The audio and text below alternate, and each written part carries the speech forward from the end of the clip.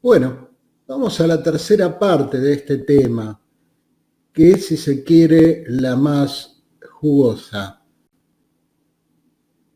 Nosotros en la segunda parte habíamos llegado a la forma en que se comparan los colores, ¿sí? Para lograr un determinado color, lo comparo contra un color patrón, que puede ser una prueba conformada o puede ser una tabla del catálogo Pantone. Vimos que para esto era fundamental el tema de la luz con la que se observa. Tenía que ser en condiciones de luz normalizada, para lo cual vimos fotos de los tableros que hay en los talleres gráficos para hacer estos procedimientos. El tema ahora es responder a la última pregunta que se hizo. ¿Puede alguien que tenga daltonismo o que tenga dificultad para percibir o diferenciar los colores imprimir entonces? Mediante los métodos que vimos no podría. Sin embargo, en la actualidad hay métodos objetivos de comparación de colores. O sea, los colores se pueden medir. Y esto también, más allá de las dificultades que tenga visualmente un impresor, que en términos generales, si alguien tiene dificultades visuales, no se dedica a imprimir, es también para poder estandarizar y llegar a colores, ¿sí? Con una precisión muy grande. Yo puedo decir que un color es similar a otro. ¿Esto qué significa? Que la diferencia entre un color y otro es apenas apreciable o no es apreciable. Primeramente, siempre hay diferencias.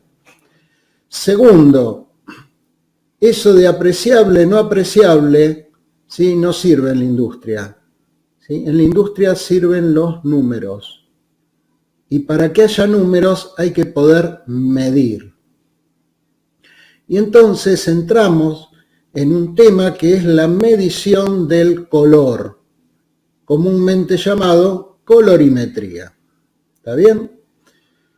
Y entonces, algo que empezó hace un par de semanas atrás, o 3 semanas, ya no me acuerdo, planteando de que el color era algo subjetivo, era la percepción de una persona respecto al color.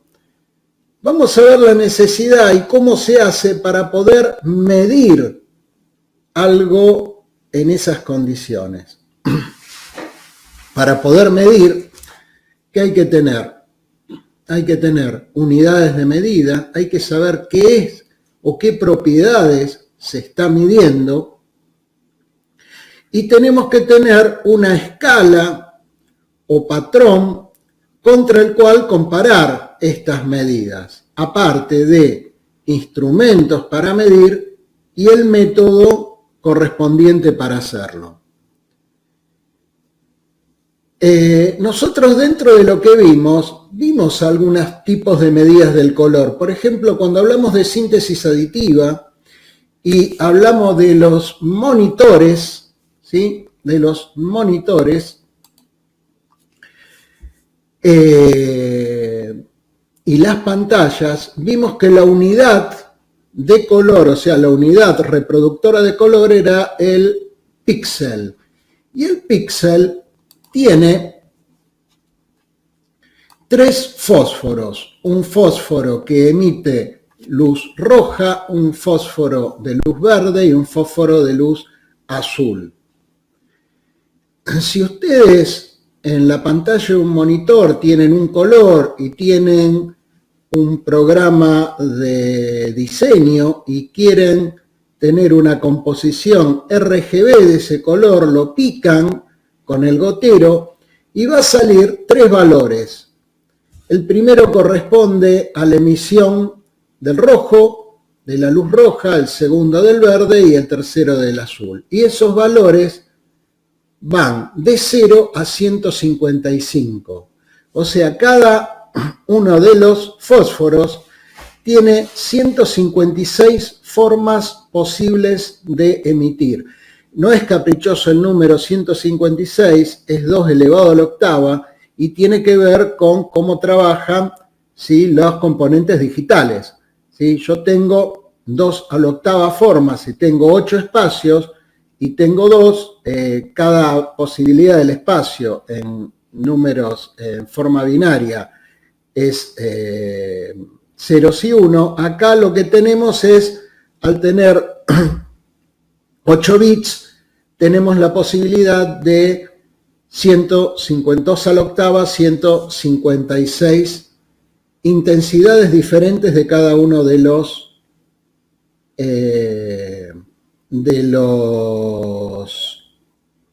fósforos. Si multiplico, o sea, si elevo 156, lo multiplico por sí mismo 2 veces, o sea, lo elevo al cubo, voy a obtener la cantidad de colores distintos que en teoría se podría percibir en una pantalla. El ojo humano no va a percibir tantos, pero tengo la posibilidad de hacer eso. Dependerá también de la calidad de la pantalla, etcétera, etcétera. Y entonces ahí ya tenemos una especie de medición de color, correspondiente ¿a quién? A las pantallas. Pero nosotros no imprimimos con píxel, nosotros imprimimos con tintas. Y vimos también una forma de medir color. Cuando imprimimos en CMYK, en cuatricromía, ¿qué tenemos? Tenemos la posibilidad de regular en forma teórica, después en la práctica esto está un poco limitado, pero ¿en qué dividimos? ¿Qué variable tenemos? Y acá de vuelta, la cuestión de las variables y los números, el porcentaje de punto. Podemos tener porcentajes de punto para el cian de 0 a 100, para el magenta de 0 a 100, para el amarillo de 0 a 100, para el negro de 0 a 100. Ahí también las distintas combinaciones nos dan los distintos colores que podríamos reproducir en cian, magenta, amarillo y negro. Bueno, ¿nos sirve para esto? No. Un color especial, ¿sí?, es un color Pantone impreso en pluma. No voy a estar mezclando cian, magenta, amarillo y negro. Olvidémonos. Y el problema también escapa un poco a la gráfica. ¿Cómo podemos? Porque no es un problema. La industria gráfica no es la única que trabaja con colores. La industria textil, ¿sí?, la industria cosmética. Hay muchas industrias que trabajan con colores. ¿Hay alguna forma absoluta de medir colores? Y un poco esto, ¿sí?, quien empezó a ver que no midió, pero en forma cualitativa, el mejor ordenamiento de colores, ¿sí?, que hemos visto es el de Munsell. Y Munsell trabaja con 3 variables, ¿sí? Con 3 variables. Algo lo comentamos, pero ahora lo vamos a ver un poquito más en profundidad. ¿Cuáles son estas variables? Bueno, la primera variable es el tono o matiz. El tono matiz es cuando nosotros decimos, esta cartera es roja, esta camisa es azul. ¿Sí? Estamos indicando, ¿qué cosa? Estamos indicando, de hecho, uno de los colores del arco iris. Estamos indicando ciertas longitudes de onda. Eso es lo interesante, que los colores, el tono matiz va a estar relacionado con las longitudes de onda del color. Entonces, de la luz de ese color. Entonces, ahí ya tenemos la primera variable, ¿sí?, que es el tono o matiz. ¿Sí? Depende de la longitud de onda que predomina en el color. Pero vimos que esto servía, por ejemplo, ¿para qué? Para los círculos cromáticos, pero se quedaba corta para otro tipo de colores. ¿Qué pasa con los grises, con el blanco, con el negro, etcétera? Y ahí aparece otra variable que es la saturación, ¿sí? Tomemos un naranja. En este extremo del rectángulo podemos decir que el naranja está saturado.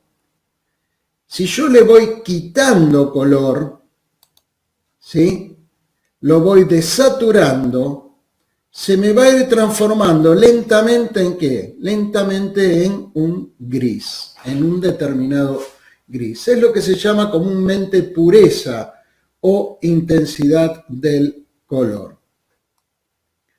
La tercera variable es la luminosidad o valor. ¿Tiene que ver con qué? Con si el color es claro o si es oscuro, concretamente, ¿sí? Por ejemplo, el amarillo es más luminoso que el azul. Eso todo el mundo lo sabe. Por eso, cuando hablamos, ¿se acuerdan de las angulaturas? Entre el amarillo y el negro, queríamos que no se pisasen porque el negro iba a matar al amarillo. Bien, supóngase este mismo naranja, yo lo tengo acá en el medio del rectángulo. Si yo lo voy aclarando, esto es, mezclándolo con ¿quién? Con blanco, va a ir ganando luminosidad o ganando valor. Si yo al revés lo voy oscureciendo, mezclando con negro, ¿qué va a pasar?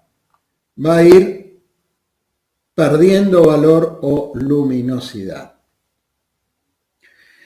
Estas variables, por ejemplo, también las tenemos en una pantalla de un monitor, la saturación, el tono, la luminosidad también o brillo, que en algunos casos no es exactamente lo mismo, pero lo podemos ir regulando, son variables de los colores de pantalla que se pueden ir regulando. En realidad se utilizan para calibrar correctamente.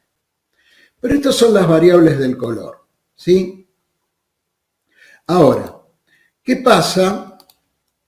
Volvemos ¿a quién? Volvemos a Munsell. ¿Cómo ordenaba Munsell los colores de acuerdo a estas tres variables? Fíjense, en el sólido de Munsell, y esto es importante porque se va a mantener o va a reaparecer en la parte de medición de color, en los espacios de color, ¿sí? Si yo me movía circunferencialmente, iba cambiando ¿qué cosa? Iba cambiando el tono o matiz, que también se lo llama. Si me muevo hacia adentro del sólido en forma horizontal, lo que va a ir sucediendo es que el color va a ir perdiendo saturación hasta llegar a un determinado gris. Fíjense que este gris que tengo en el medio, supongamos que este es el color saturado y este es el gris correspondiente, ambos, ¿qué tienen de igual? Están en la misma horizontal, a la misma altura, por lo tanto van a tener la misma luminosidad, porque en el sólido de Munsell la luminosidad varía ¿de dónde? De abajo, donde tengo el negro, hacia arriba, donde llego al blanco. ¿Se va comprendiendo cómo juegan estas variables? Bien, y acá ya no estamos hablando ni de un monitor, ni de un impreso con cian, magenta, amarillo y negro. Estamos hablando de color. ¿Sí? Vemos una imagen más, acá esquemática, del modelo del sistema de Munsell, donde sí está esquematizado lo que yo les comentaba recién, ¿no? Cómo varía el tono en forma circunferencial, rodeando al sólido, cómo varía la saturación, creciendo ¿de dónde? De adentro, que tengo un gris, hasta el color saturado, que lo tengo en la periferia, y la luminosidad que aumenta de abajo hacia arriba. ¿Estamos? Ahora, ¿cuál es el problema del sólido de Munsell? El sólido de Munsell, sí, es maravilloso, cómo este tipo ordenó los colores, sí, y en base a estas variables es fantástico. ¿Cuál es el problema? Le faltan números. O sea, es cualitativo. O yo puedo comparar color con color, y darle nombres a esos colores. Pero darle nombres no es medirlos. Para medirlos tengo que darle valores numéricos. Y acá vuelve la misma institución. Esto Munsell, recuerden, años, fines de la década del 10 y década del 20 del siglo pasado. Vamos a ir a una institución que ya nombramos cuando nombramos las luces normalizadas, la Comisión Internacional de la Iluminación. ¿Qué hizo la Comisión Nacional de la Iluminación? Bueno, les cuento. La Comisión Nacional de la Iluminación dijo: tenemos que encontrar una forma numérica de identificar un color. Y entonces empezaron a hacer experiencias con grupos de personas, grupos grandes de personas, test de diferenciación de colores y ver qué distancia, o sea, mayor diferenciación implicaba mayor distancia en el modelo que estaban generando. Y estas distancias tenían que poder, justamente, las distancias se pueden medir, por lo tanto estas diferenciaciones se podían empezar a medir. O sea que al hacer en muchas personas y en condiciones iguales para todas esas personas, lograron valores promedios de estos test. Entonces, sí, lograron un cierto estándar. Y en 1931 surge el primer modelo de color. Vamos a volver para atrás. El primer modelo de color, que es el CIE-XI. Fíjense que tengo dos ejes. Y tengo esta figura rara. Esta figura rara, ¿saben a qué responden? Responden al comportamiento del ojo humano. Ya hablamos de que el ojo humano tiene distinta cantidad de conos para cada uno de los tres colores de percepción, por lo tanto, ¿sí?, no tiene una respuesta directa a la variación de color entre todos los colores. Y vean este sólido, no es un sólido, este plano. Este plano, en principio, lo que nosotros tenemos acá, todo alrededor de la curva, de la parte curva, están indicados numeritos. Estos numeritos, ¿a qué se refieren? 380, 460, 470, 480, etcétera, etcétera, hasta 700. Longitudes de onda, nanómetros. O sea que en toda la periferia, ¿qué tenemos? Tenemos los colores del espectro visible, ¿sí? Los colores del espectro visible. Fíjense acá abajo, ¿por qué no hay valores? ¿Qué colores tenemos acá? Tenemos el cian y toda la gama de los cian, que ya dijimos, no está en el espectro visible. ¿Estamos? Pero sí se conforma con rojo, y con azules. Observen lo siguiente. Entre estos dos colores de azul hay una diferencia de 10 nanómetros, 460, 470. Entre esta diferencia entre este cian y este verde, también hay una diferencia de 10 nanómetros, de 490 a 500. ¿Es igual la percepción de esa diferencia? Para nada. Por eso la forma alargada que tiene esta curva. Hacia adentro, ¿qué sucede? Adentro tenemos el blanco, quiere decir que va ganando luminosidad los colores. Y cualquier color de los que observamos acá, si yo tengo un determinado color, puedo obtener su coordenada en X y su coordenada en Y. Es como la posición, ¿no?, en un plano, en un mapa. Yo quiero en un mapa conocer dónde está, ¿sí?, en un mapa dónde está Lanús.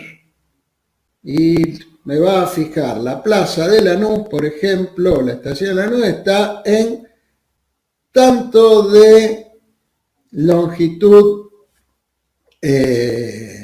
oeste de Greenwich y tanto de latitud sur.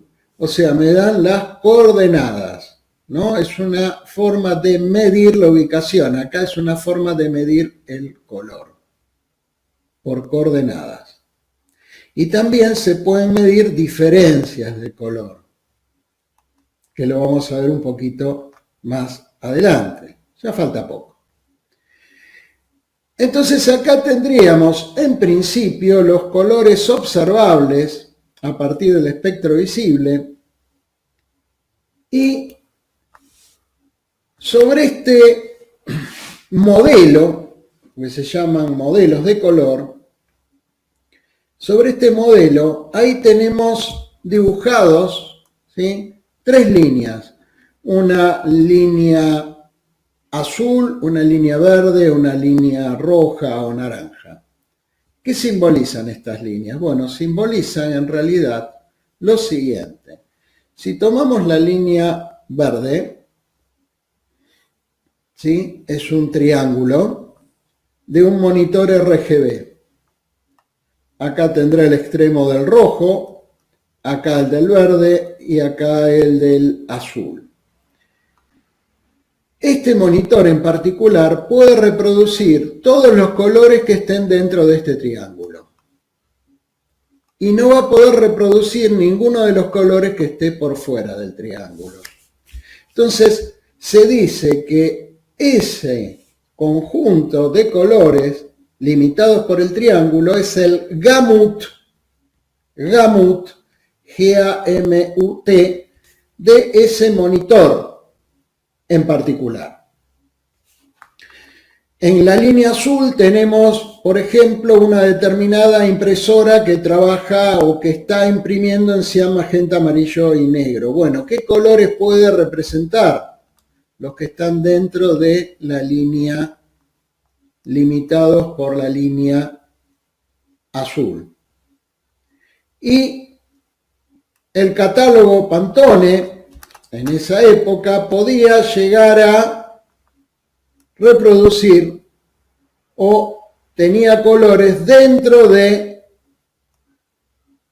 la línea naranja. O sea, el gamut es el área del modelo de color que puede ser reproducido por determinado mecanismo o por determinada forma, en este caso Pantone de impresión, CMYK de impresión, RGB monitor.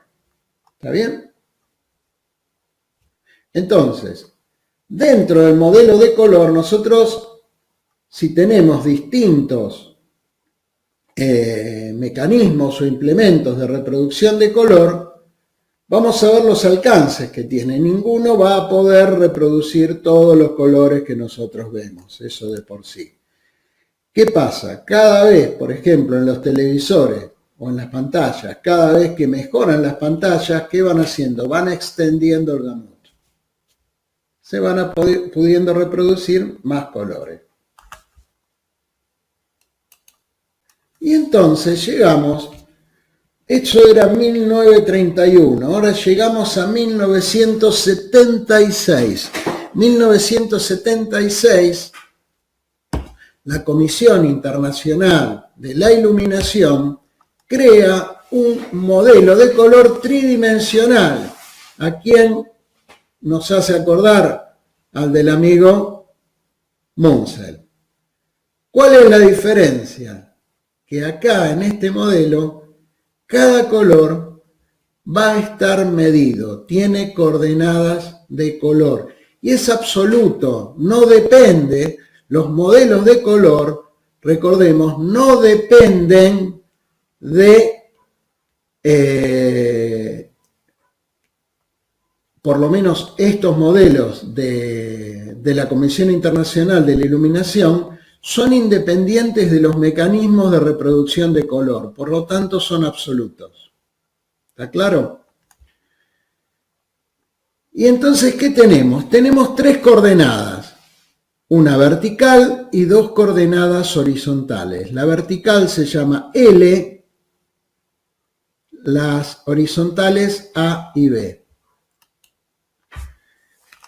Vamos a ver acá entonces un poquito estas coordenadas. La coordenada L, como su letra lo indica, es de luminosidad.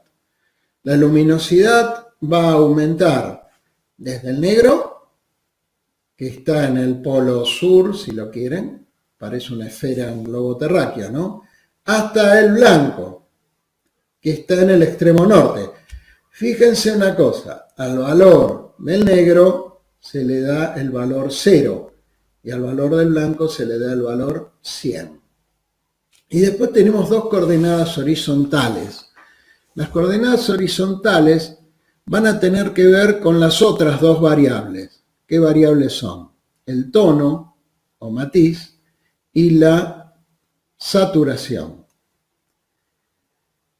La coordenada A positiva corresponde a la proporción de rojo que tenga el color.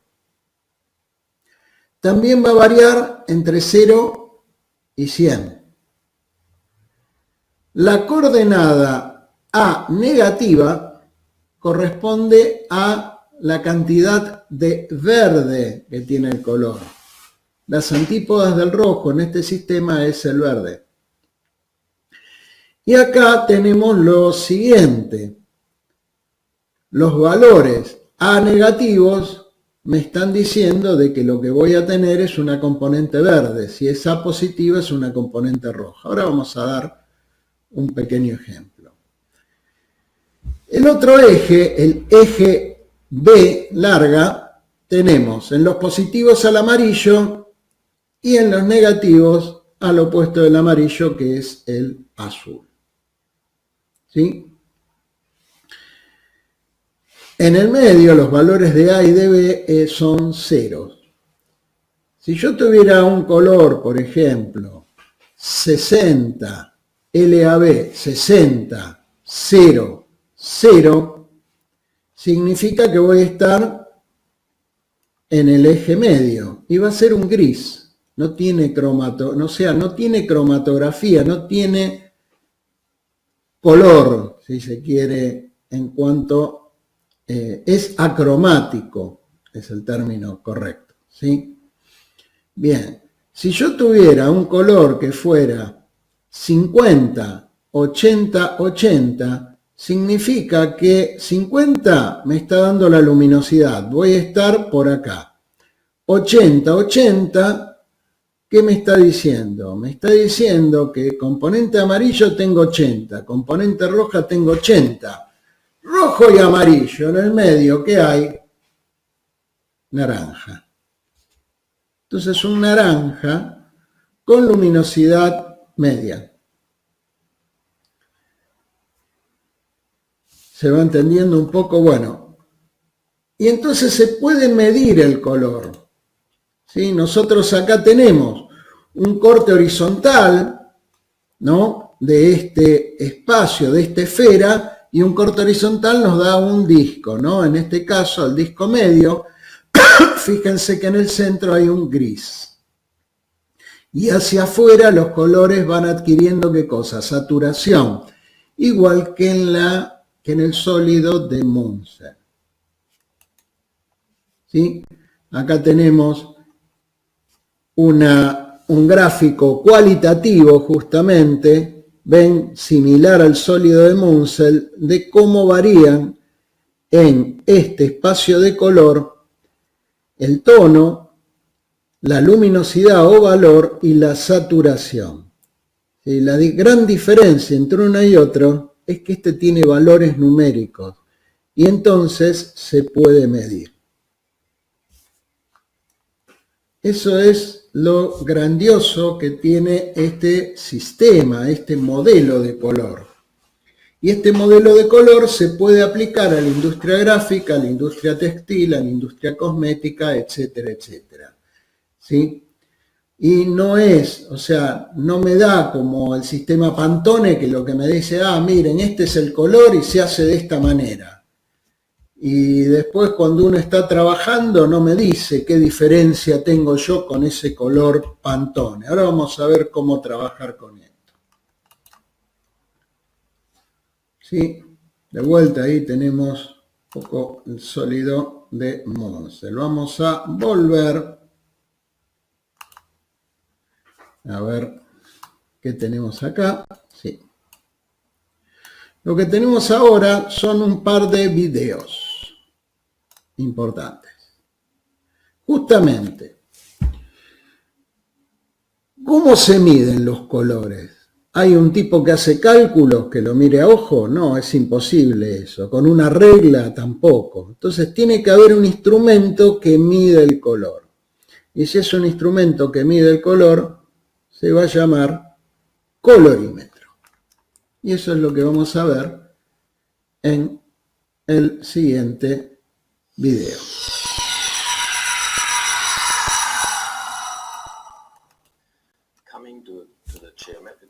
Bueno, acá tenemos un colorímetro.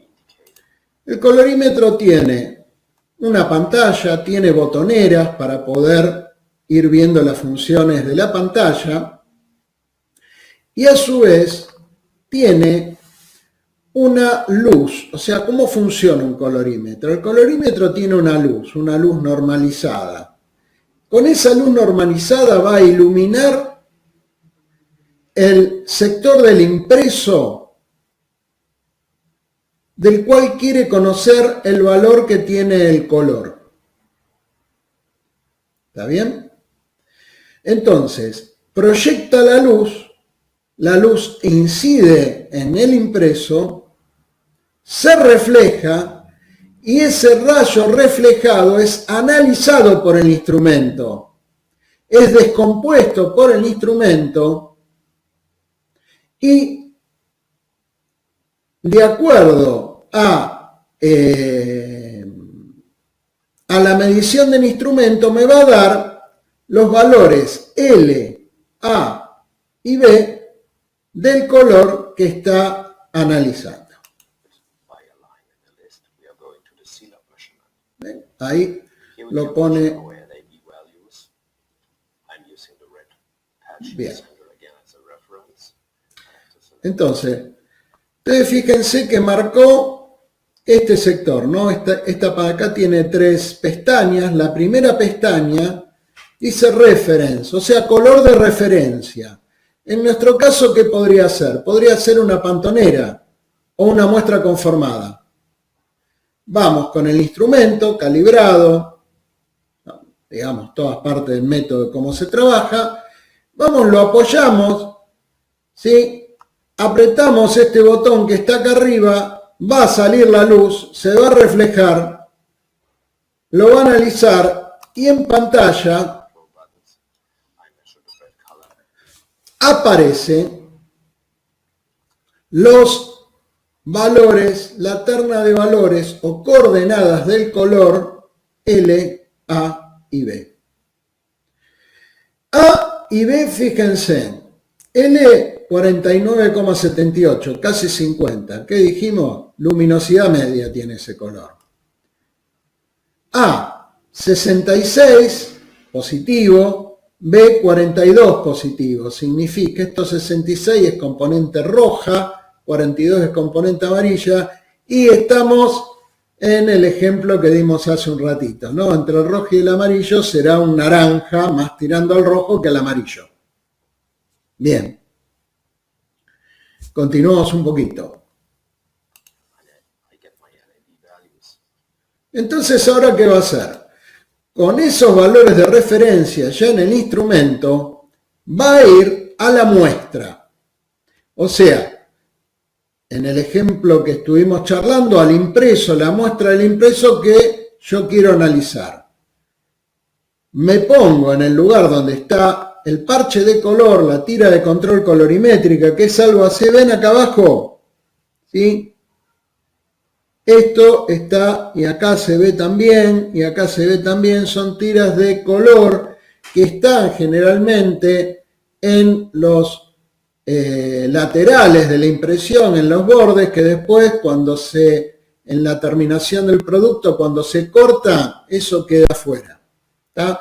Ustedes lo van a poder ver en algunos casos, por ejemplo, en los Tetra Brick, ¿sí? Si están tomando,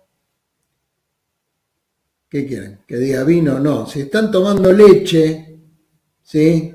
O yogur, que viene en Tetra Brick, vayan a la parte de abajo y ábranle las aletitas y van a ver abajo que tienen cuadraditos de distintos colores. Esos son los colores de impresión. En el caso de tener que analizar el color, tendríamos que, ¿sí?, medirlo en esos, se llaman parches. Y entonces sample, o sea, la muestra, aprieta y ¿qué aparece? 4912, 6715, 3994. Bueno, ¿es el mismo color? No es el mismo color. Y en realidad les puedo asegurar de que nunca vamos a encontrar en las muestras que vamos sacando el mismo color. Va a ser muchísima casualidad que encontremos con centésimas el mismo color que el color patrón o color de referencia. El problema no es que no sea el mismo color, el problema es que la diferencia de colores o error de color sea aceptable. En esto, o sea, este mismo aparato, ven que acá hay un triangulito. El triangulito es diferencia, ¿sí? Es la letra delta griega. Delta E, o triangulito E, es el error de color que se está cometiendo. ¿Cómo se saca eso? Por una fórmula matemática. Es bastante sencilla la fórmula matemática, pero es al cohete que se las comente. ¿Por qué es al cohete que se las comente? Porque lo calcula el propio aparato. Así que olvidémonos. Pero sí, ¿qué va a medir? Va a medir justamente el error. Entonces, ¿ven? Triangulito. Y ahí aparece, ¿sí?, delta E, o el error. El error que da, ¿cuánto? 2,21. ¿Es bueno, es malo ese error? Bueno, eso es algo que se estipula entre el cliente y la gráfica. O sea, ¿con qué error aceptable? O sea, ¿cuál es el error aceptable? Si el error fuera 2,5, o sea, el límite de error, la mayor diferencia aceptable es 2,5, estaría bien la muestra. Pero si la diferencia de error aceptable es de 2,21 es superior a 2. Entonces, la muestra que saqué está mal y tengo que corregir. Entonces, ¿qué cosa? Tengo que corregir, ¿sí?, ajustar el proceso de impresión. ¿Y cómo hago eso? Bueno, eso se va viendo de acuerdo a... Ahí ya tendría que entrar. Acá lo que estamos viendo es que respecto de la referencia, la luminosidad es menor. ¿Qué puede pasar si la luminosidad es menor? Puede pasar de que esté entregando, ¿se acuerdan en el otro video que vimos? ¿Sí? Que a mayor capa de tinta, menos luminoso es el color, más oscuro es el color. Bueno, puede estar pasando eso. Entonces, esas cosas son las que maneja el impresor. No nos metemos en esto. Pero sí es importante saber que estos datos, que son obtenidos, ¿sí?, mediante un instrumento, o sea, no es que yo estoy comparando visualmente, sino están obtenidos por un instrumento correctamente calibrado, ¿sí?, me deslinda de cualquier discusión que tenga que ver con si viste mal o si viste menos. En todo caso, si vi mal el número que está ahí, pero no si vi mal el color o la luz que tengo para visualizar o comparar los colores. ¿Está bien? Bien. Entonces, bueno, acá está contando cómo... también tiene otra posibilidad. Tiene la posibilidad de, fíjense, la circunferencia, o sea, indicarme, ven los valores de L y de A, me ubican este valor en la circunferencia. Y esta línea que está acá vendría a ser el eje vertical, donde me está indicando ¿qué cosa? Me está indicando la iluminación. O sea, me está dando una muestra geométrica de dónde se encuentra ese color en el espacio de color CLUP.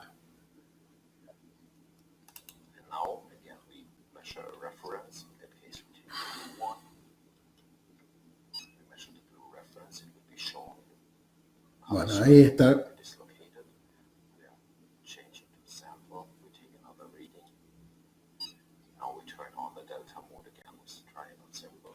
Claro, está midiendo, ¿sí?, la variación de color. Bien. Y vamos llegando al final. Acá entonces, ¿se pueden medir los colores? Se pueden medir los colores. Y no solamente se pueden medir los colores, ahora vamos a ver algo. Nosotros vimos entonces recién que hay una tira de color que va a todo lo largo del impreso. Vamos a ver acá. Me voy a correr. Me parece que no lo puedo picar. Ahora sí. Bien.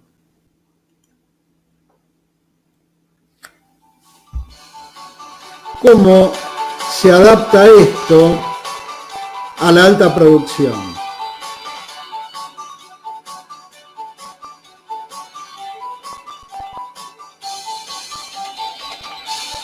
Bueno, van a ver ahora. Ven, se mueve sobre una regla.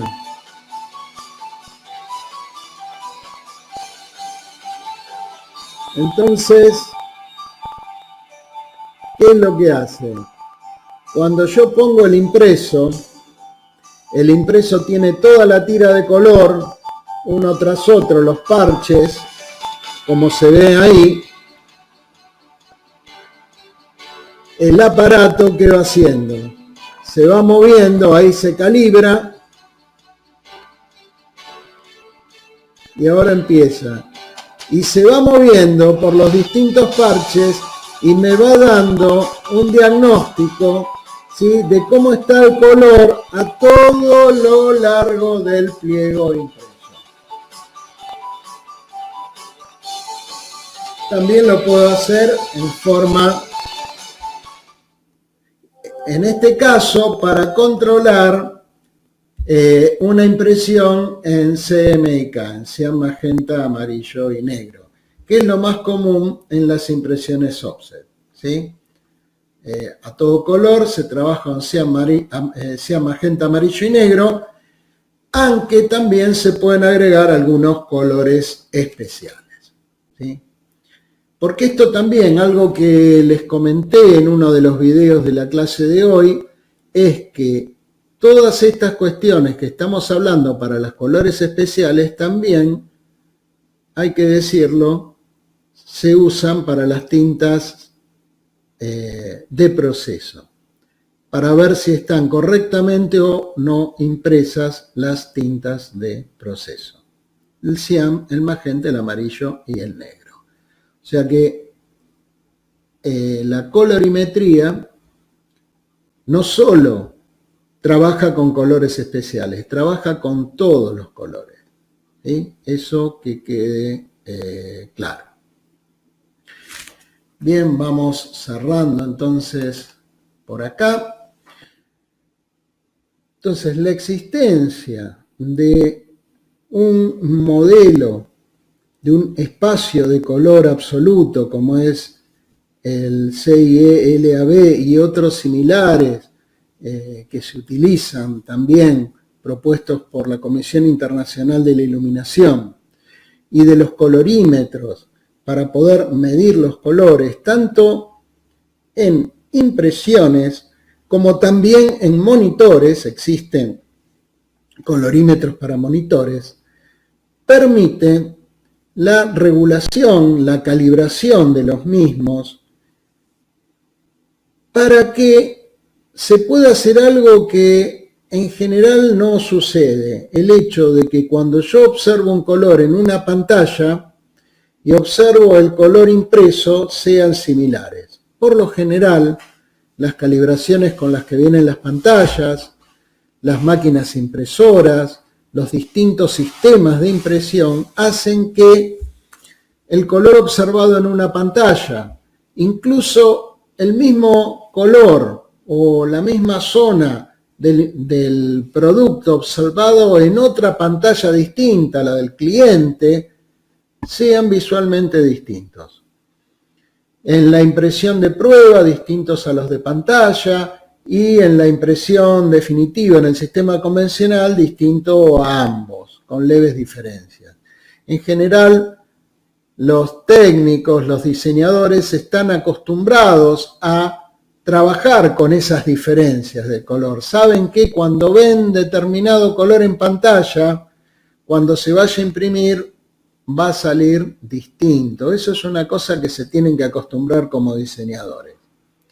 Por suerte, justamente estas tecnologías están permitiendo, mediante una disciplina llamada Color Management, la posibilidad de que en todos los dispositivos, al observar la misma zona del producto, se vea del mismo color. ¿Está bien?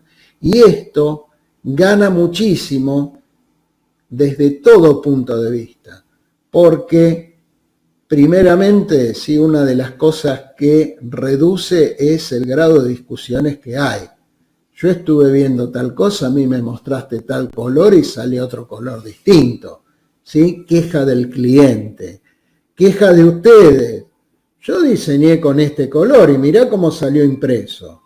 Sí, bueno, todo eso se puede en la actualidad, y las empresas, las gráficas de primera línea lo están implementando a nivel mundial. Incluso hoy día la pantalla, lo que se llama prueba de pantalla, o sea que yo hago un trabajo, lo muestro al cliente y con esta característica, ¿no?, del color management, ¿sí?, el cliente puede, o sea, puedo certificar por pantalla los colores, lo cual es, ¿sí?, una locura pensada hace 10 años atrás, que se pudiera hacer esto.